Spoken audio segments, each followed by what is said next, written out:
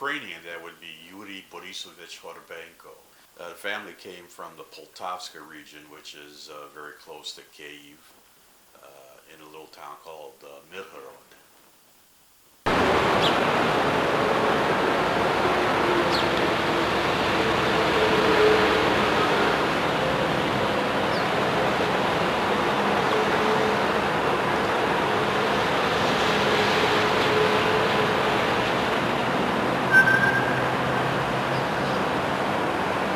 We were forced out of Ukraine during World War II. The occupation of Ukraine was rather fluid.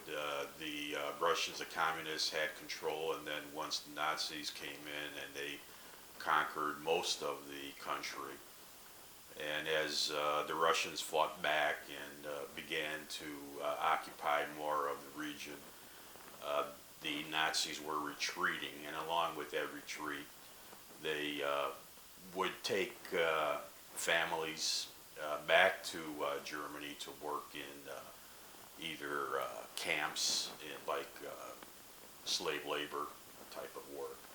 So that's why they left.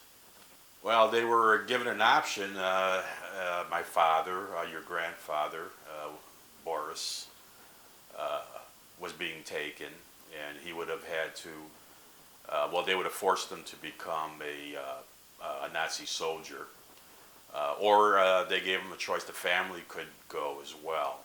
And so they left on a horse carriage with other families being escorted along the way by the Nazi soldiers all the way to Germany, being bombed along the way by the Allies.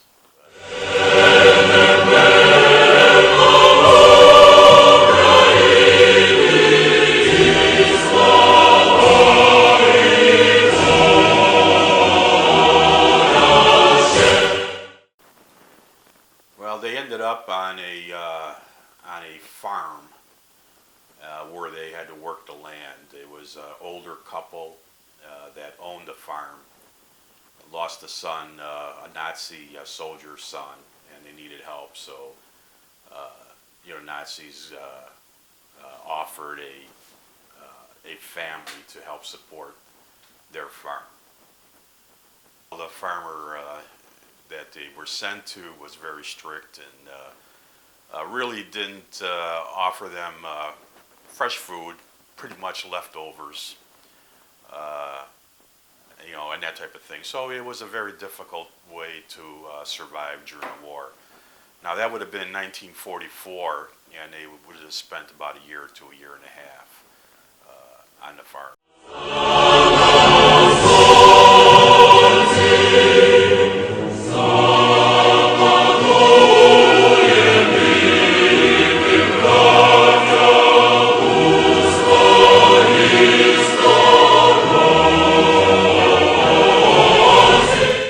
After the war, there were a lot of displaced persons from all Eastern European countries that were located in Germany, and there was pretty much a struggle as far as the Allies divvying up where the citizens would be going after the war. Russia, was insistent on getting its citizens back. However, it became well known that those that were sent back to the Ukraine were being tried for treason, for assisting German soldiers. Some were being put to death, and others just kind of refused to go. They were jumping out of buildings just not to go back because they knew that they would be mistreated. So up until 1949, they could not come into the U.S. However, there were a lot of Ukrainians and other nationalities that were there that were allowed to go to other parts of the world. So there was quite a few that went to either England, South America, or even Australia. Not until 1949, displaced persons were not allowed to emigrate to the United States without sponsorship. And so since they didn't have sponsorship, there had to be a law passed. So Congress passed a law in 1949 which allowed the displaced persons to emigrate to the United States. Well, initially they came over by a ship over to New York, and they were supposed to be going to a farm in Minnesota. However, that farmer had reneged on taking displaced persons, so they ended up taking a bus down to Mississippi, and they went to a town called Gunnison, and had to work a cotton farm. I guess it was a plantation by the name of Falia. They were at the plantation for somewhere between 4 to 6 months, I believe, and Boris, my dad, wrote letters to other Ukrainian friends that were in different parts of America, New York, Philadelphia, Chicago, asking if they would sponsor them out. There was some monies that were due. I believe it was somewhere around $65 that they had to pay initially.